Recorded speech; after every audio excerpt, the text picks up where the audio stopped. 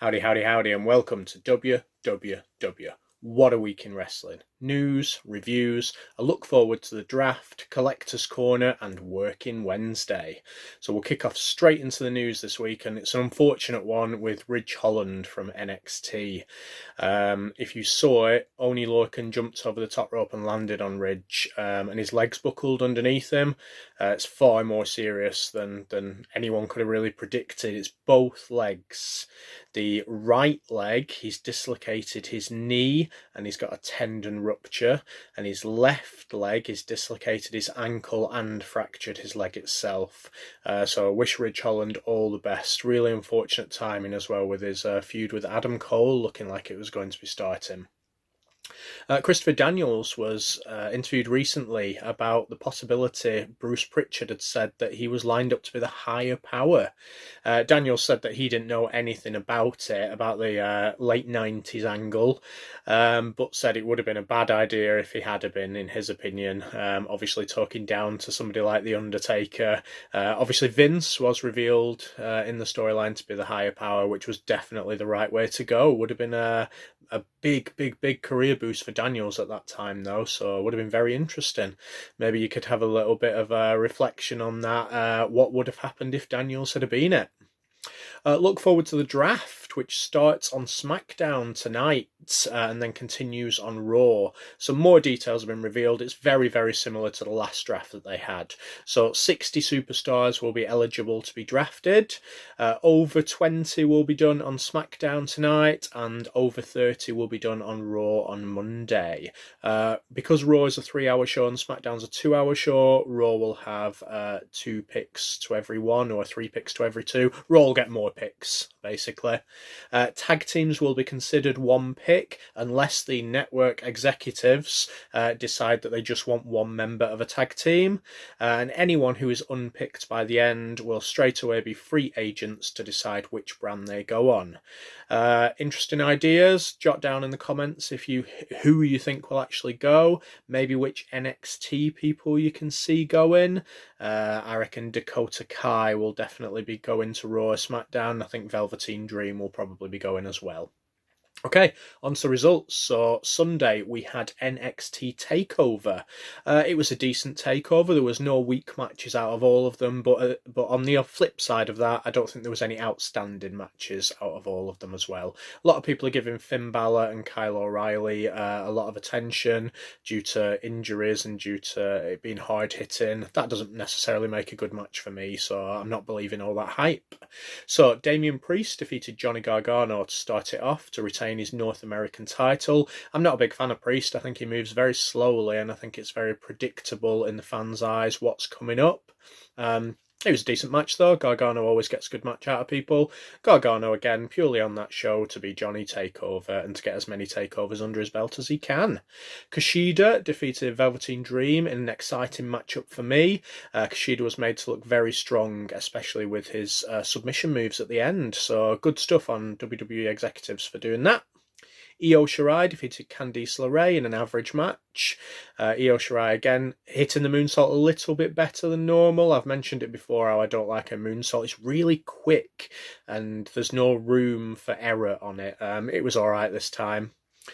Santos Escobar defeated Isaiah Swerve Scott. There was a lot of build-up to this match, including a 205 Live special last week on Isaiah Swerve Scott. Kind of thought he might win it, but Escobar won it. I was expecting Escobar and his Legado del Fantasma to be drafted, but maybe not if he's won the Cruiserweight title. Kept it. And Finn Balor defeated Kyle O'Reilly in an exciting, hard-hitting, but just a bit better than average matchup to finish the show. So, on to Raw. Kicked off with a 6-woman matchup. Asuka and the new arrivals Mandy Rose and Dana Brooke. Strange timing for that new arrival just before the draft. Defeated Zelina Vega, Lana and Natalya. Zelina Vega I can see going to SmackDown.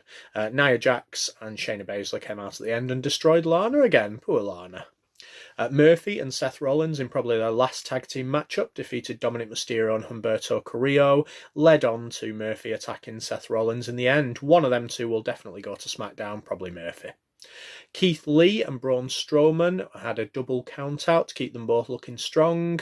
Strowman seems to be on Raw already. I don't know if he's going to go in the draft or not. Lashley and Shelton Benjamin of the Hurt Business defeated Apollo Crews and Ricochet. Nia Jax and Shayna Baszler successfully defended their women's tag team titles against the Riot Squad in the match that should have happened at a pay-per-view. MVP drew with Mustafa Ali, leading to Ali being the new leader of Retribution. So let's give a positive and a negative to that. Positive, well done WWE for running with Ali as the leader of Retribution. We'll give him a lot of TV time, show off his mic skills. He's a good talent, so well done. The flip side of it, have they already seen that Retribution is a sinking ship and need a fall guy? If so, that could easily be Ali rather than a top main event superstar. And in the main event, Orton, Rude and Ziggler defeated McIntyre and the Street Profits, leading up to Orton McIntyre again at the next pay-per-view. NXT, Tommaso Ciampa defeated Kushida by disqualification due to Velveteen Dream interfering, kept them both looking strong, so right decision. Drake Maverick and Killian Dane in the Big Man, Little Man, will they, won't they become a tag team segment? It's tried and trusted, it's a nice segment, defeated Everrise. Austin Theory defeated Leon Ruff, and then the return of Dexter Lumis defeated Austin Theory. Nice to see Lumis back. Ridge Holland defeated Danny Burch, followed by the unfortunate injury to Holland. Shotzi Blackheart, she's been given a nice little push at the moment, and she's going to be the host of Halloween Havoc NXT coming up shortly. She defeated Xia Li.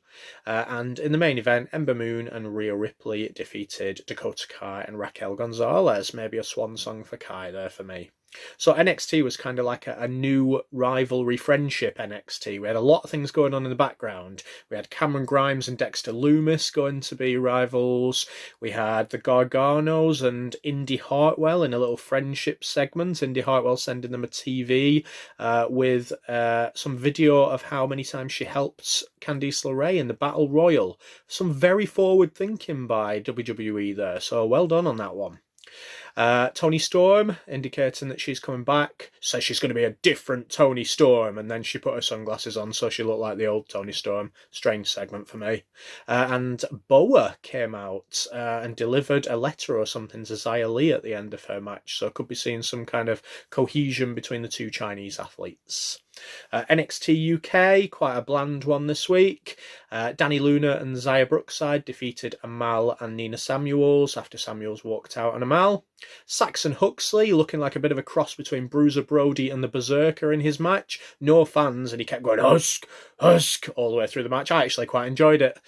He defeated Jack Stars, and A-Kid progressed in the Heritage Tournament against Flash Morgan Webster.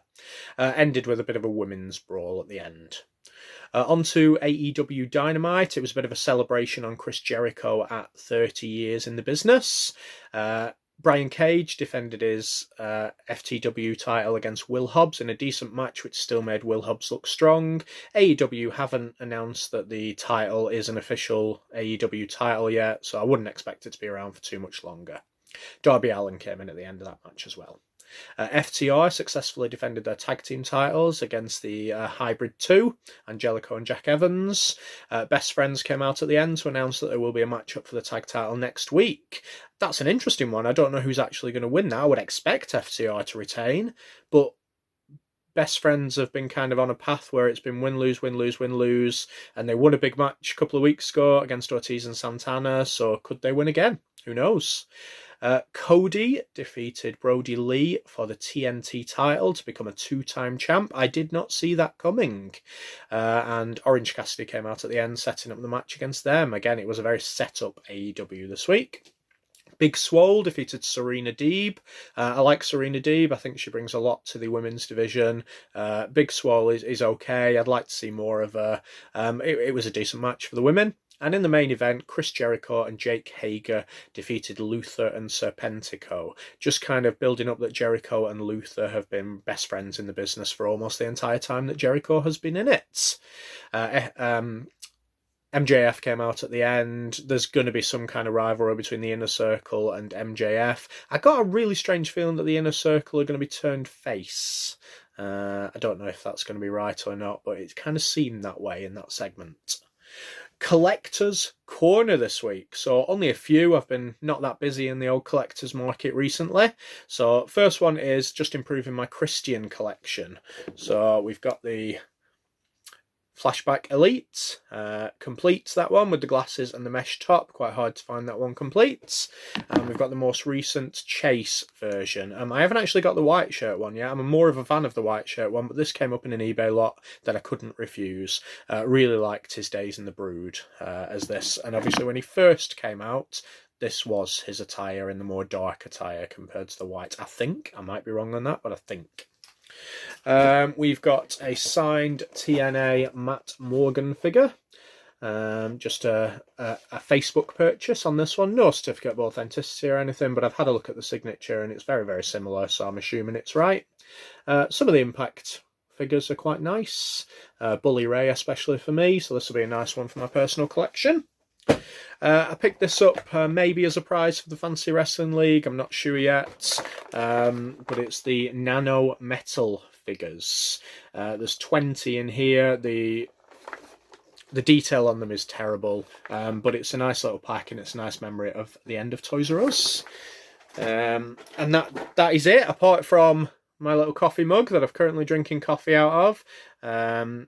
Sid. So I'm looking to complete my collection with Bret Hart, The Undertaker, and I've got a broken LOD one where the handle broke, so I'll probably upgrade that one as well. Working Wednesday, just the final little thing.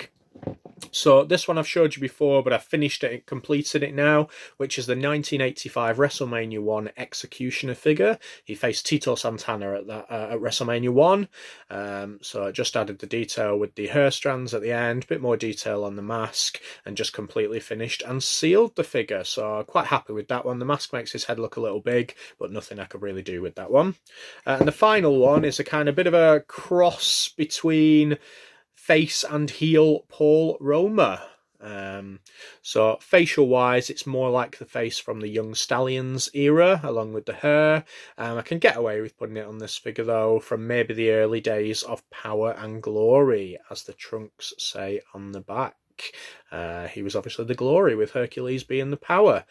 Quite happy with those two. Haven't worked on anything this week, but hopefully I'll get back on that horse next week. Okay. That is everything this week. What do you think about the draft? Who do you think will be drafted in Raw and SmackDown? Who's going to change brands? Who's going to stay on the brands? Will there be any NXT call-ups? You've been watching WWW What a Week in Wrestling with Adam the Wrestling Man. See you later.